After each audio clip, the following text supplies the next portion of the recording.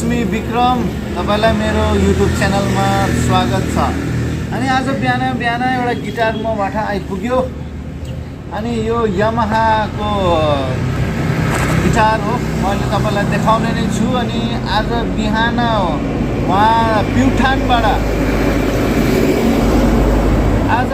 उहाँ प्युठानको बाटो हुँदै काठमाडौँ जानुपर्ने कामले चितवन आउँदै गर्नुहुँदा उहाँ मलाई भेट्नलाई आउनुभयो र स्पेसली यो यामाहाको गिटार चाहिँ उहाँले रिपेयरिङको लागि ल्याउनु भएको छ।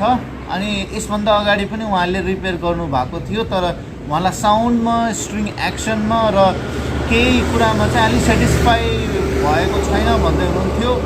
र त्यसै कारणले गर्दा चाहिँ उहाँले मेरो युट्युब भिडियो हेर्नुभएको भएर मेरो काम चाहिँ अलिकति सेटिस्फाइङ छ जस्तो लागेको भएर उहाँ चाहिँ मबाट आउनु भएको छ। अब म तपाईँलाई यो गिटार देखाउँछु। हामी हेरौँ।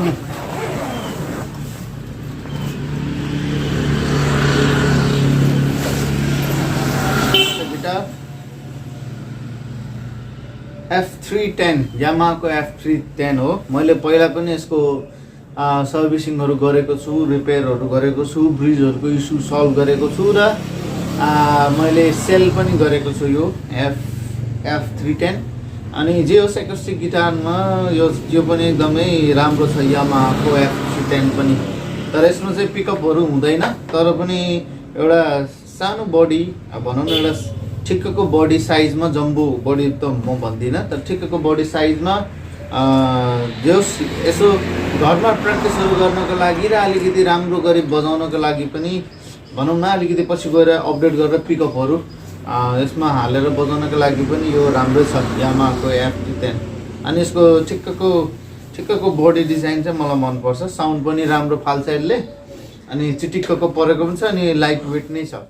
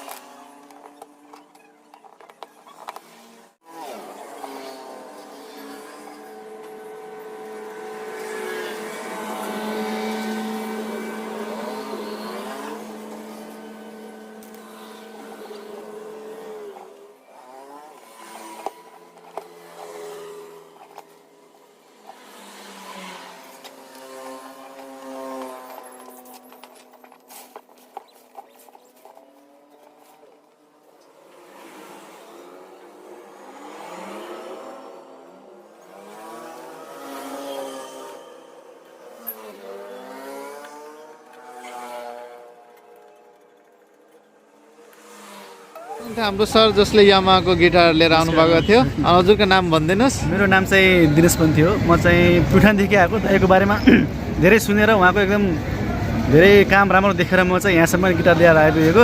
बाँकी चाहिँ दाइको कामबाट म एकदम धेरै सेटिस्फाई छु। दाइको पसलमा आउँदै गर्नु होला, दाइको पसलमा भिड गर्नु होला, त्यही भन्न चाहन्छु। ल थ्याङ्क यू सो मच। हस् दाइ। ओके ल धेरै धन्यवाद। हस् दाइ। ल यस फाइनली मैले दिएर भ्याएँ। अनि उहाँ चाहिँ आफ्नो बसतिर लाग्दै हुनुहुन्छ गिटार लिएर। यस एकदमै हतारमा गरेको काम थियो। Thank you so much.